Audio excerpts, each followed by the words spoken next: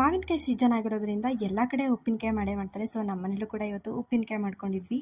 ತುಂಬ ಅಂದರೆ ತುಂಬ ಸಿಂಪಲ್ಲು. ಯಾವ ರೀತಿ ಮಾಡೋದು ಅಂತ ನೋಡೋಣ ಬನ್ನಿ. ಫಸ್ಟು ನಾನು ಇಲ್ಲಿ ಗಿಣಿ ಮಾವಿನಕಾಯಿನ ತೊಗೊಂಡಿದ್ದೀನಿ. ನೀರಿಗೆ ಸ್ವಲ್ಪ ಉಪ್ಪನ್ನ ಸೇರಿಸ್ಕೊಂಡು ಫಸ್ಟು ಮಾವಿನಕಾಯಿನೆಲ್ಲ ನೀಟಾಗಿ ವಾಶ್ ಮಾಡ್ಕೋಬೇಕು. ಅದಾದ ನಂತರ ಒಣ ಬಟ್ಟೆಯಿಂದ ನೀಟಾಗಿ ಒರೆಸ್ಕೊಂಡು ಇದನ್ನ ಎತ್ತಿಟ್ಕೊಳ್ತಾ ಇದ್ದೀನಿ. ಎಲ್ಲೂ ಸಹ ನೀರಿರಬಾರ್ದು ಉಪ್ಪಿನಕಾಯಿ ಮಾಡಬೇಕಾದ್ರೆ. ಸೊ ಹಾಗೆ ಇದನ್ನ ಸಣ್ಣ ಸಣ್ಣ ಪೀಸ್ಗಳನ್ನಾಗಿ ಕಟ್ ಮಾಡ್ಕೊಂಡು ಎತ್ತಿಟ್ಕೊಳ್ತಾ ಇದ್ದೀನಿ. ಮೆಜರ್ಮೆಂಟ್ ಕಪ್ಪಿನಿಂದ ಅಳತೆ ಮಾಡ್ಕೊಂಡು ನಾನು ಇಲ್ಲಿ 7 ಕಪ್ ಅಷ್ಟು ನಾನು ಇವಾಗ ಮಾವಿನಕಾಯಿ ಪೀಸಸ್ನ ರೆಡಿ ಮಾಡಿ ಇಟ್ಟಿಟ್ಕೊಂಡಿದ್ದೀನಿ. ಇದನ್ನ ಕಾಟನ್ ಬಟ್ಟೆ ಮೇಲೆ ಸ್ವಲ್ಪ ಹೊತ್ತು ಒಣಗಿಸ್ಕೊಳ್ಬೇಕಾಗುತ್ತೆ. ಎಲ್ಲೂ ಸಹ ನೀರಿರಬಾರ್ದು, ನೆನಪಿರ್ಲಿ. ಹಾಗೆ ವಾಟೆನಲ್ಲಿ ಆ ಪೀಸಸ್ ಕೂಡ ಕಟ್ ಮಾಡಿ ಎತ್ತಿಟ್ಕೊತಾ ಇದೀನಿ. ಇದನ್ನ ಹಾಕೋದ್ರಿಂದ ತುಂಬಾನೇ ರುಚಿ ಕೊಡುತ್ತೆ. 1 ಕಪ್ ಅಷ್ಟು ನಾನು ಇಲ್ಲಿ ಎಣ್ಣೆನ ಕಾಯಿಸ್ಕೊಂಡು ಅದನ್ನು ಕೂಡ ತಣ್ಣಗೆ ಮಾಡ್ಕೊತಾ ಇದೀನಿ. ಒಂದು ಪ್ಯಾನ್ ನ ಬಿಸಿ ಮಾಡ್ಲಿಕ್ಕೆ ಇಟ್ಟು ಅದಕ್ಕೆ ನಾನು ಇಲ್ಲಿ 6 ಸ್ಪೂನ್ ಅಷ್ಟು ಸಾಸಿವೆ, 3 ಸ್ಪೂನ್ ಅಷ್ಟು ಜೀರಿಗೆ, 1.5 ಸ್ಪೂನ್ ಅಷ್ಟು ಮೆಂತ್ಯನ ಸೇರಿಸ್ಕೊಂಡು ಇದನ್ನ ಚೆನ್ನಾಗಿ ಡ್ರೈ ರೋಸ್ಟ್ ಮಾಡ್ಕೊಳ್ತಾ ಇದೀನಿ. ಇದನ್ನ ಫ್ರೈ ಮಾಡ್ಕೊಂಡು ಸ್ವಲ್ಪ ಹೊತ್ತು ಆರ್ಲಿಕ್ಕೆ ಬಿಟ್ಟು ನಂತರ ಇಲ್ಲಿ ಅರ್ಧ ಕಪ್ ಅಷ್ಟು ದಪ್ಪ ಉಪ್ಪನ್ನ ಸೇರಿಸ್ಕೊಂಡು ಪೌಡರ್ ಮಾಡ್ಕೊಂಡು ಇವಾಗ ಉಪ್ಪಿನಕಾಯಿಗೆ ಸೇರಿಸ್ಕೊಳ್ತಾ ಇದೀನಿ. 1 ಕಪ್ ಅಷ್ಟು ಅಚ್ಚ ಖಾರದ ಪುಡಿ ಹಾಗೆ ಫ್ರೈ ಮಾಡ್ಕೊಂಡಿದ್ವಲ್ಲ ಅದನ್ನು ಕೂಡ ತಣ್ಣಗೆ ಮಾಡ್ಕೊಂಡು ಇದನ್ನು ಕೂಡ ಪೌಡರ್ ಮಾಡ್ಕೊಂಡು ಸೇರಿಸ್ಕೊಳ್ತಾ ಇದೀನಿ. ಇಲ್ಲಿ ಕಾಯಿಸಿ ಆರಿಸ್ಕೊಂಡಿರುವಂತಹ ಎಣ್ಣೆನ ಸೇರಿಸ್ಕೊಳ್ತಾ ಇದ್ದೀನಿ. ಹಾಗೆ ಜಜ್ಜಿರುವಂತಹ ಬೆಳ್ಳುಳ್ಳಿನೂ ಕೂಡ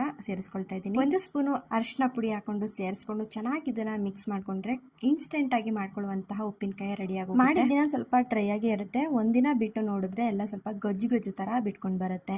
ಸೊ ನೋಡಿದ್ರಿ ಅಲ್ವಾ, ತುಂಬಾನೇ ಸಿಂಪಲ್ ಆಗಿ ಮಾಡ್ಕೊಳ್ಳುವಂತಹ ಉಪ್ಪಿನಕಾಯಿನ ಮಿಕ್ಕಿರುವಂತಹ ಗೊಜ್ಜಿಗೆ ಸ್ವಲ್ಪ ವೈಟ್ ರೈಸ್ ನ ಹಾಕೊಂಡು ಕಲ್ಸ್ಕೊಂಡು ತಿಂತಾ ಇದ್ರೆ ನಿಜಕ್ಕೂ ತುಂಬಾನೇ ರುಚಿಯಾಗಿರುತ್ತೆ. ಸಾಸಿವೆ ಜೀರಿಗೆನ ಸ್ವಲ್ಪ ಫ್ರೈ ಮಾಡಿ ಹಾಕಿರ್ತೀಯಲ್ವಾ, ಸೊ ತುಂಬಾನೇ ರುಚಿಯಾಗಿರುತ್ತೆ. ಸೊ ನೀವೊಂದ್ಸಲ ಟ್ರೈ ಮಾಡಿ. ಹಾಗೆ ಇಲ್ಲಿ ಮಾರನೇ ದಿನ ತೋರಿಸ್ತಾ ಇದ್ದೀನಿ. ಎಷ್ಟು ಚೆನ್ನಾಗಿದೆ ನೋಡ್ತಾ ಇರ್ಬೋದು, ಎಷ್ಟು ಗೊಜ್ಜು ತರ ಆಗಿದೆ. ನಾನು ಇಲ್ಲಿ ಮೊಸರನ್ನಕ್ಕೆ ಹಾಕೊಂಡು ತಿಂತಾ ಇದ್ದೀನಿ. ನಿಜವಾಗ್ಲೂ ತುಂಬಾನೇ ಚೆನ್ನಾಗಿತ್ತು. ನೀವೊಂದ್ಸಲ ಟ್ರೈ ಮಾಡಿ. Thank you.